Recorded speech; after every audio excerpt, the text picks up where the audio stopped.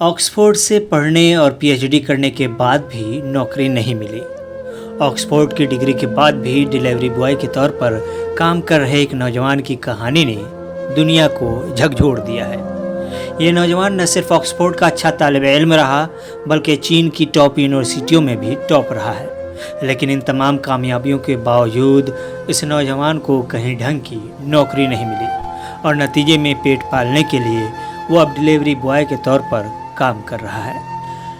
چین کے شہر بیجنگ کے ہلچل سے بھرے شہر کی ایک تنگ گلی میں جہاں موٹر سائیکلوں کی آوازیں اور دکانداروں کی چیخیں فضا میں گونجتی ہیں، ایک 39 سالہ شخص ڈنگ یوان زوہاؤ اپنی الیکٹرک بائک پر فوڈ ڈیلیوری کے لیے نکلتا ہے۔ اس کی کمر پر ایک پیلا بیگ ہے جس پر میتواں کا لوگو نمایاں ہے۔ یہ منظر عام سا لگتا ہے، لیکن ڈنگ کی کہانی بالکل بھی عام نہیں ہے۔ اس کی جیب میں آکسفورڈ یونیورسٹی کی ڈگری، تسنگھو اور پیکنگ یونیورسٹی کے سرٹیفکیٹس اور ایک پی ایچ ڈی کی عزت ہے، لیکن اس کے ہاتھ میں صرف ایک اسمارٹ فون ہے جو اگلی ڈیلیوری کا پتہ بتاتا ہے۔ یہ کہانی ایک ایسی زندگی کی ہے جو خوابوں سے شروع ہوئی، لیکن حالات کی سنگینی نے اسے اس مقام پر پہنچا دیا جہاں عزت نفس اور ضروریات کے درمیان ایک جنگ جاری ہے۔ ڈنگ یوان زوہاؤ کی کہانی 2004 میں اس وقت شروع ہوئی جب اس نے چین کے بدنام زمانہ گاؤ گاؤ امتحان میں 750 میں سے قریباً 700 نمبر حاصل کیے۔ یہ امتحان چین کے کروڑوں طلبہ کے لیے ایک فیصلہ کن لمحہ ہوتا ہے اور ڈنگ نے اسے اپنی محنت اور ذہانت سے سر کیا۔ اسی کامیابی نے اسے چین کی سب سے ممتاز تسنگھو یونیورسٹی میں کیمسٹری کی ڈگری کے لیے داخلہ دلوایا۔ ڈنگ کے لیے یہ صرف ایک ڈگری نہیں تھی بلکہ ایک عظیم مستقبل کی پہلی سیڑھی تھی۔ اس کے گھر والوں نے اس کی کامیابی پر فخر کیا اور اس کے دل میں ایک خواب تھا کہ وہ دنیا کو اپنی تحقیق سے بدل دے گا۔ تسنگھوا کے بعد ڈنگ نے پیکنگ یونیورسٹی سے انرجی انجینئرنگ میں ماسٹرز کیا۔ اس کی علمی بھوک ابھی ختم نہیں ہوئی تھی۔ وہ سنگاپور چلا گیا جہاں اس نے نینیانگ ٹیکنالوجیکل یونیورسٹی سے بایولوجی میں پی ایچ ڈی حاصل کی۔ اس کے بعد اس نے آکسفورڈ یونیورسٹی سے بایو ڈائیورسٹی میں ایک اور ماسٹر ڈگری حاصل کی۔ ڈنگ کی تعلیمی کامیابیوں کی فہرست ایسی تھی جو کسی بھی شخص کو حیران کر دے۔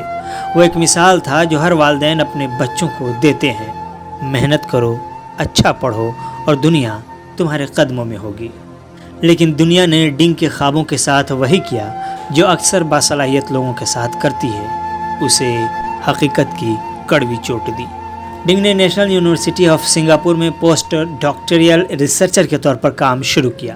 یہ وہ مقام تھا جہاں اسے لگا کہ اس کا علمی سفر اپنی منزل کے قریب ہے، لیکن جب اس کی پوسٹ ڈاکٹریٹ پوزیشن ختم ہوئی تو اسے ایک نئی حقیقت کا سامنا کرنا پڑا۔ سنگاپور کے مسابقتی ملازمت کے بازار میں اس نے 10 انٹرویوز دیے، لیکن ہر بار اسے ریجیکٹ کر دیا گیا۔ ہر ناکامی اس کے اعتماد کو چوٹ پہنچاتی رہی۔ وہ سوچتا تھا کہ اس کے تعلیمی سرٹیفکیٹس، اس کی محنت اور اس کی قابلیت اسے ایک مستحکم اور باوقار نوکری دلوائیں گی، لیکن حقیقت اس کے خوابوں سے بالکل مختلف تھی۔ چین واپس آنے کے بعد ڈنگ نے بیجنگ میں نوکری تلاش کرنے کی کوشش کی، لیکن چین کا ملازمت کا بازار بھی کوئی آسان نہیں تھا۔ چین جو ایک وقت میں اقتصادی ترقی کا عالمی انجن سمجھا جاتا تھا، اب بے روزگاری اور معاشی سست روی سے جوجھ رہا ہے۔ اعلیٰ تعلیم یافتہ افراد کے لیے بھی نوکریوں کی کمی ہے۔ ڈنگ جیسے قابل لوگوں کو بھی کمپنیاں یا تو اوور کوالیفائڈ سمجھتی ہیں یا ان کے لیے مناسب مواقع ہی موجود نہیں ہیں۔ ایک وقت آیا جب ڈنگ کے پاس کوئی چارہ نہ بچا۔ اس کے گھر کے اخراجات، خاندان کی ضروریات اور زندگی کی بنیادی مجبوریوں نے اسے ایک ایسا فیصلہ کرنے پر مجبور کیا جو اس کے خوابوں سے میل نہیں کھاتا تھا۔ یہ فیصلہ پیٹ پالنے کے لیے انسان کی مجبوری کی انتہا کو ثابت کرتا ہے۔ ایک دن ڈنگ نے میتواں کی یونیفارم پہنی اور اپنی الیکٹرک بائک پر بیجنگ کی گلیوں میں فوڈ ڈیلیوری شروع کر دی۔ یہ وہی شخص تھا جس نے آکسفورڈ کے ہالز میں لیکچر دیے تھے، جس نے تسنگھوا کے لیبز میں تحقیق کی تھی اور جس نے دنیا کو بہتر بنانے کے خواب دیکھے تھے۔ اب وہ گرمی، سردی اور بارش میں گاہکوں کے دروازوں پر کھانا پہنچاتا ہے۔ ڈنگ کی کہانی صرف اس کی ذاتی جد و جہد نہیں بتاتی، بلکہ ایک بڑے سماجی مسئلے کی طرف اشارہ کرتی ہے۔ چین میں جہاں تعلیم کو کامیابی کی کنجی سمجھا جاتا ہے، لاکھوں نوجوان اعلیٰ ڈگریوں کے باوجود کم تنخواہ والی یا غیر مستحکم نوکریوں میں پھنس گئے ہیں۔ معاشی سست روی، بڑھتی ہوئی بے روزگاری اور ملازمت کے بازار میں مقابلہ بازی نے ڈنگ جیسے باصلاحیت افراد کو پیچھے اور بہت پیچھے دھکیل دیا ہے۔ ڈنگ کی کہانی ہر اس شخص کے لیے ایک آئینہ ہے جو خوابوں اور حقیقت کے درمیان پھنس جاتا ہے۔ اس نے اپنی پوری زندگی تعلیم پر لگائی، لیکن جب معاشرہ اس کی قابلیت کو قبول کرنے سے انکار کرتا ہے تو انسان کے پاس اپنی ضروریات پوری کرنے کے سوا کوئی راستہ نہیں بچتا۔ ڈنگ نے اپنی عزت نفس کو ایک طرف رکھ کر اپنے خاندان کی خاطر فوڈ ڈیلیوری کا کام قبول کیا۔ یہ فیصلہ بالکل بھی آسان نہیں تھا۔ ہر ڈیلیوری کے ساتھ اسے شاید اپنے ماضی کے خواب یاد آتے ہوں گے، وہ لیبز، وہ لیکچر ہالز، وہ عزتیں جو اس نے حاصل کی۔ لیکن زندگی کی مجبوریوں نے اسے سکھایا کہ کبھی کبھی زندہ رہنے کے لیے خوابوں کو قربان کرنا پڑتا ہے۔ اس کی کہانی نے سوشل میڈیا پر ہزاروں لوگوں کو متاثر کیا ہے، لیکن اس نے ایک دردناک سوال بھی اٹھایا۔